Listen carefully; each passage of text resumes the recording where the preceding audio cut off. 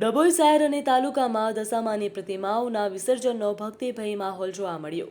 ડભોઈ શાક માર્કેટ તળાવ ખાતે નગરપાલિકા દ્વારા વિસર્જન કરવામાં આવ્યું હતું અને સુંદર આયોજન કરાયું। ચીફ ઓફિસર જય કિસાન તડવી અને નગરપાલિકા સ્ટાફની વ્યવસ્થાથી વિસર્જન પ્રક્રિયા શાંતિપૂર્ણ રીતે પૂર્ણ થઈ હતી। જ્યાં બીજી તરફ ડભોઈના મહાકાળી ધામ ખાતે પણ મા દશામાના 10મા દિવસે ભવ્ય આરતીનું આયોજન કરવામાં આવ્યું હતું। વૈશાલી માસીના આયોજન હેઠળ યોજાયેલી આરતી જિલ્લા પંચાયતના પ્રમુખ અંકિતાબેન પરમાર સહિત મોટી સંખ્યામાં ભક્તો જોડાયા હતા। અંકિતાબેન પરમારના હસ્તે મા દશામાની આરતી ઉતારવામાં આવી હતી। જે આરતી દરમિયાન સમગ્ર મહાકાળી ધામ જય દશામાના જય ઘોષથી ગુંજી ઉઠ્યું હતું। જ્યાં જાણીતા ગાયક કલાકાર મમતા સોની ખાસ ઉપસ્થિત રહ્યા હતા અને ભક્તોમાં વધુ ઉત્સાહ જોવા મળ્યો। ભક્તોએ માતાજીના દર્શન કરીને પરિવારમાં સુખ શાંતિ અને સમૃદ્ધિ માટે પ્રાર્થના કરી હતી।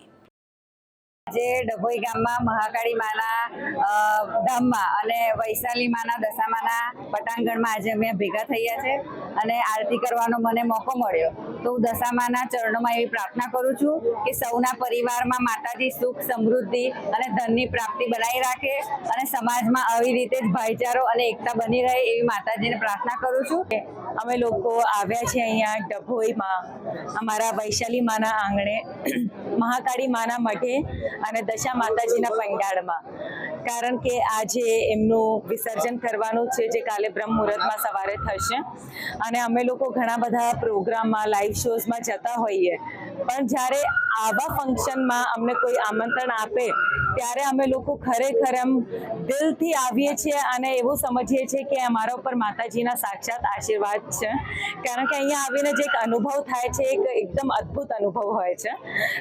અને સાથે સાથે અમારી જેટલી બી અહીંયા ડભોઈની માનીતી અમારા બધા લોક ચાહિતા અમારા માટે આ જનતા જે છે, તો એ લોકોનો બી જે પ્રેમ અમને મળે છે એ જોઈને તો એવું લાગે છે કે ખરેખર માની કૃપા અમારા ઉપર બનેલી છે અને આવી જ રીતે બની રહે, બસ એના માટે જ અને આવા લાભ અમને મળતા રહે।